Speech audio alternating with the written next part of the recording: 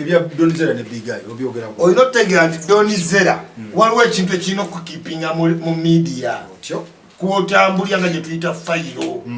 Fayiro kyekola ki? Etambula. Ekutambuza. Isima fayiro kyemutambuza.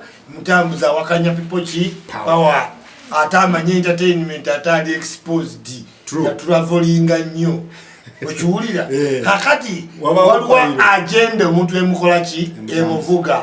Ne buli agenda weggwawo ofuna ky'olina okukwata n'ekikuza mu ki? Era woba ogendera waliwo ebbanga litwabirawo nga buli woyita ebbanga ogenda okulya waliwo blogger avuma bebe ki? Why? Because bebe kulu yagenda ekuzza mu ki? Mu gundi mu public domain. Kane Donizera Bigai yeki ye fayiro. Ino muzza. Ino mutambuza. Olinga ngamba nti Donizera yali yaserera. Anti kati wulira Donizera yagenda nakola girl power. Nga yagala tekawo perception nti yene zali bali kuki? Ku level. Yep. Nekigana nafuna depression n'alwala.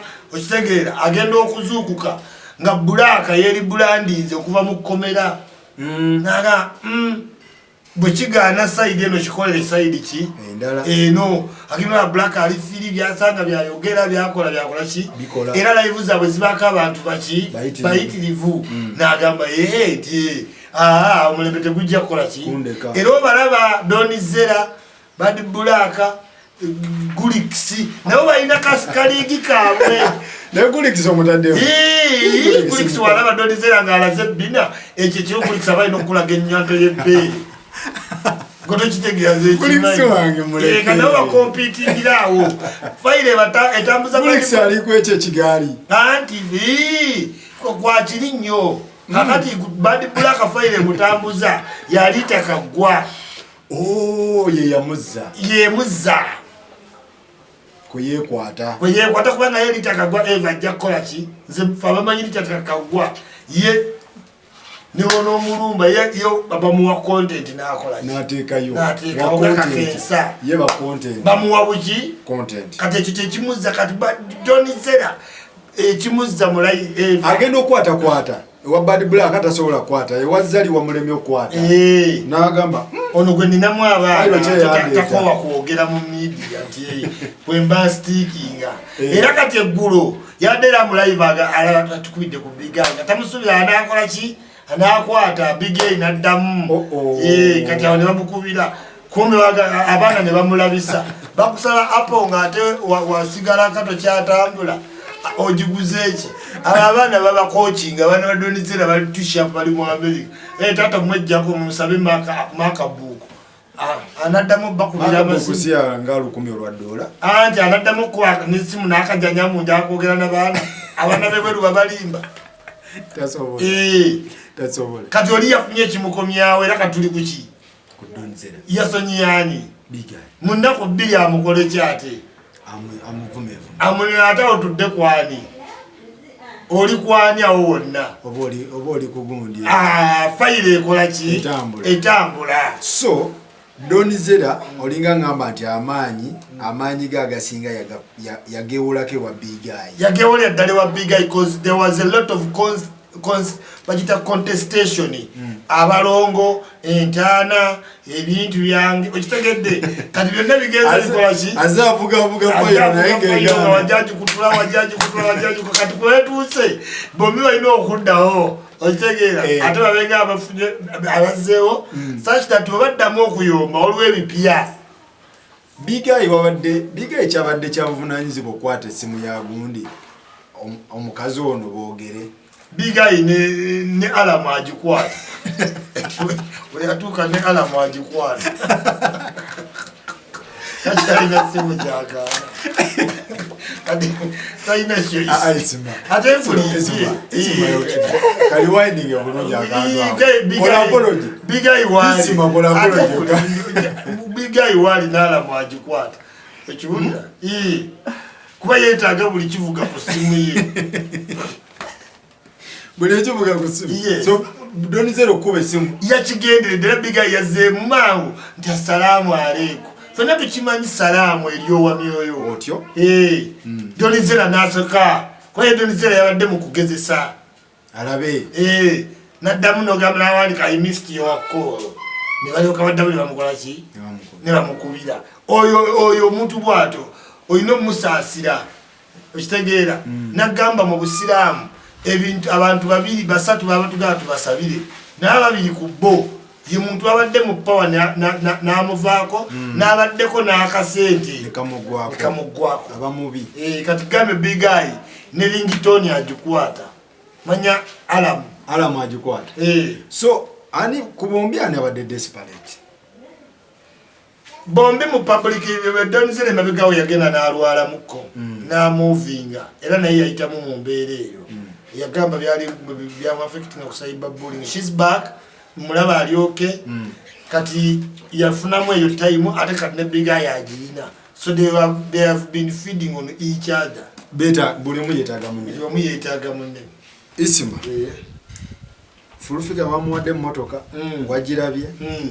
Full-Figure akola nnyo ate ategeera akola ki sendeze omuwo omusolo Full-Figure ategeera nange kimanyi sendeze omuwo omusolo nga muzivuga bubi Full-Figure akola mulimu mu bantu bebawe ebintu byonna government Full-Figure ajagala bamwongere n'okumwongera kikyakola ategeera Full-Figure ategeera ayogera ebintu n'obiwulira n'avuma n'akola naye nga wosengejje ogenda okuzironya down nga 50% ayogedde ebintu bituufu okitegeera naye mukazi wa mukatale asira bwatu walina bikuwa naye nga Full-Figure mutuufu nnyo era omulaba yakyuka newe yava ewamu ebyo enviri bye mwali mumwesibasiba enviri zakakaaga eziri ewamu ebyo takyabiriko so kyabadde kimugwanira yafunye nantono Full-Figure afune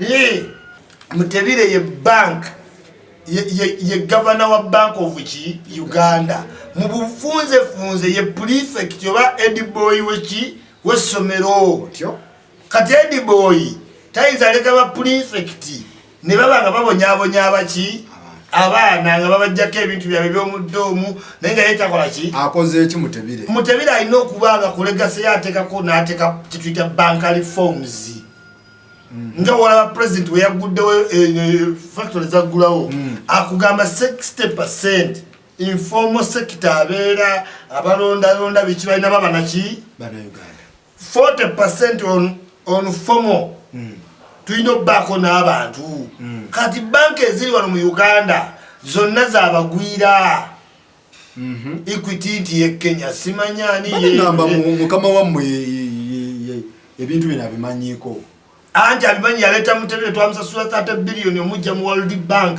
ajja akole ku ebyo regulations agende banka naye ise reform kati revenue ebadde ereeta abantu nga otuukayo nga bagamba nti 30% bagiwangudde mu constitutional court ne bagigoba kati bikyaliwo so Mutebire bwaleeta ba investor bano bank baleeta banka zebweru ze zikontrolinga sente zaffe baleeta sente ntono working capital bakola bwe bati nti sakozi kati nina erinnya ti ngeze ti ngenda leetera abantu endongo abantu bakuŋŋaana lulwo notandika ofuna alina omuzindaalo noononya ina kuni noononya ina okitegeera kati gwe okozesa bo naye nga tolina sente zoleese mu kubategekera show kati banka za wano omusajja ajja ne biliyoni 4 investor ne bagenda bamuwa economic ki liwe nti emyaka egi 5 ye kyakola ngatasasula nga anti bamuwadde gundi tax holiday investor ng'ate biliyoni zaana gano agenda asasulako biliyoni 25 mu Bank of Uganda. Yukira Bank of Uganda ye regulator olina waayo omusingo ekukkirize nti you were running a functioning ki bank kati ogwo omusingo bagwe bawaayo kati sente ze basigazaawo ku ziri biliyoni 4 kwe bagula office ne bapangisa office ne bakubisa advert ne bayita baloko ne tukwata sente zaffe ne tuteeka mu banka zaabwe tebalina working capital. Segera, this is why tebayamba muna Uganda mu big project tonza baga toyagala zimbe nyumba 5 nga misiki the MD wa company is that possible? Yes, kakati Uganda tetusobola kufuna abantu bagenda mu project za $1 million kuba banka zo tezirina capital. Atolusi zibba n'ebintu by'abantu zijja n'ogiretera investment proposal n'ogigamba nasasulako 50% neetaga $3 eza dola bafandingako $2 nga bakoma wakati bagamba tebakyasobola ate nga already gogoba blaming nga basika property yo nga bamutwala.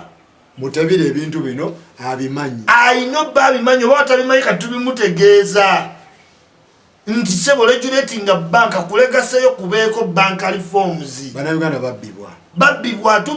Tubbibwa kwa tuli basirevu tukwate sente zonna ze tukoleza ekinaku ne tuziteeka mu banka nezikwata neziwola company Nairobi negidizayo ne percentage kyokka gwe Munnayuganda wogenda ofuna loan bakutambuza emyezi ena ne bakuwa n'osala $25 ate ne bakuwa 25 ne bazifutyanka mu charges ate ng'olina kuzaayo 25 kati project wagirayo sente nefa ate ne bajja ne bagisika. Yes, kubanga nze nabalirya njagala $25 ne mukkiriza ate ogenda okumala nitigulities zaabwe nga bakuwa daaga kati project etambula oba nedda. Kati bayakagenda nga bagamba we have recalled our loan. Kyebakola Sudiru n'agira. Yes, Sudiru wano yali ataddewo banka kubanga Sudiru yadda Uganda n'afuuka Munnayuganda yennyini nyumba ye weeri ekkololo n'abaana be ne mukazi we bano abalala family teriiwo ebeera Bangladesh, California, Canada okiwulira wana wali mubbi repatriating money ate bali discriminative omunaabwe olujja weekends nga bamuwa loan ate ku 16% Omunnayuganda bagimuwola ku 23%. Foreign banks governor yetereza. Yes, twaine zaffe ne muzikuba ekigo buli muntu yalinga proud ogenda ku Greenland Bank buli muntu nga alina pride ku Greenland Bank ng'olina ne 15 bazikuwola ne 3 ne bagikuba ekigo eya Sudiru bagitundira ku simu ne babba loan books zonna ne baziguza. Obuzibu mu kintu kino bwani bwakubanga nti nno tetunategeera nti nno tukyali basirevuzi wetuddira ne tubanga banking ne economy controlled by foreigners. Ate obuzibu ye president. Ate president aveeko wanaavaako kati mutabire waali Omunnayuganda mu empowering tufune board of twalina Greenland Bank ng'etuulako Kiggundu. Baana b'abasiraamu baafuna emirimu. Abantu bamusindika kubanga akumanyi waliwo language barrier eriyo omuntu alina sente Masaka nga tamanyi Luzungu mu banka muno mwebiri anti kati anajja ddi wa director amunyonyolero ni gyakola ki obukazi buli ayagala. Yes, kati language barrier is projecting people from working with the banks.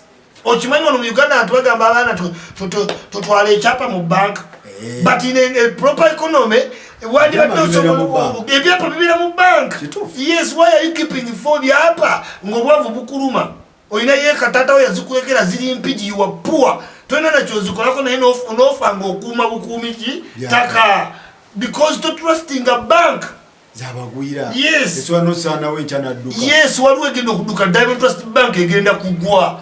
Miss Kiggundu yagipye mu court constitutional court abasinga sente mirundi 7 asinga banka. Yes, naye mutabire ne data aba kiba omuntu omu asinga atya banka sente kugambe bantu bangi abasinga banka wano sente bainvesta bayaye naye nga bagiwa ebere banka anti bayaye kati Miss Kiggundu yatuuka nga trustinga ki banka yakatekera nti banka agisinga obugagga. Tulekeraawo tukomyawo tweyanzege Isma ono oyawukana naye on principles. Yes, ate ono oyawukana nange muki ndi wa myaka gyo ogenda kujja mu tuyomba disize yo yombereeyo mubeere ebintu byamwe bitagasa naye nze we mbankubudde bank sector management goonya teyinza kubuulira biri mu mazzi ngezze ku lukalu n'okaaya naye nze goonya live mwamanyina zakwewemula kuvuma ebyo mubiyindi nga tuli mu politics content era mu recording mujjeemu otandika ofuna kyoyogera. Yes, tweyanzege badama ebya banks bino totuukayo amagezi agano ogajjawo mukana ono sebo yakola big comic star sifunanga kuliteeka mbeera kuno mu progress oleetwa omuntu mwabaana bamwe bamala gasoma akola bikosi being around social circus sebo fe tubeerayo abantu 15 mu lecture room bloga kigoyagala nkuleetere wano tufune wano bloga nkuteeke wano omuvasinge twogere content gwe mwogere nze munoonye muleete mu Uganda wali ngo wakunoonya sijinza kitegeera kyoyogeddeko nekanajalaba gamba okujja woleete buloga muwemu ku guideline naye tukayane kuki kaya ali ati kaya asabuka busabusi asabuka kituufu naye aina bwino abulamu aina bwino ndowooza mbya kalica byempuza bakaya kalica bisimanyi kalica ali art sinza tegeera art lwayo naye nga ali loud ali just loud bikwatagana mu content mu governance mu banking waliwo ebintu byotayinza kwekwatamu nayisima bintu ki byowulira n'ogamba nti bannange wondeetera wano blog oba wa people power oba wa FDC oba wawanze mukuba ne mumenya amagulu nga twogera content nze munoonye wane Uganda nesimanyi ababloga yagwe mbanyiwo yashibale ki kato waliyo blog omulala ne full figure Uganda waliyo ababloga abalala abakola live tewali abalala bonna ba Abdul Mudiribada mutomwani mutabani wa Makado Tomili is very good never gamba bali good waliwo abana ba blogging mu posts mu kuwandika abo kati abo bachibaga mulungi mu kuwandika ne Abdul Mudiribada ne Tomili ne Abdul awandika bulungi ne kati okumva asinga mu kwogera nga bwino si kwogera bwogezi nga bananze nsobola okwanalizinga basketball nsobola okwanalizinga volleyball NLSF UNLF ono gwe badduka American football nsobola okubeera analyst mu kapiira ndi very good wa kapiira genda obuuze kabuleta ne makasale eyo tubikoledde ebbanga mpira nagukuwa bukoyi politics ate ndi large kati woba otusembye okwogera neisima oyinza kugamba tukoleyo show onyumirwemu naye nga tuyinza kukayana kuba kyemmanyi waliwo baminister boyinza okuvaasinga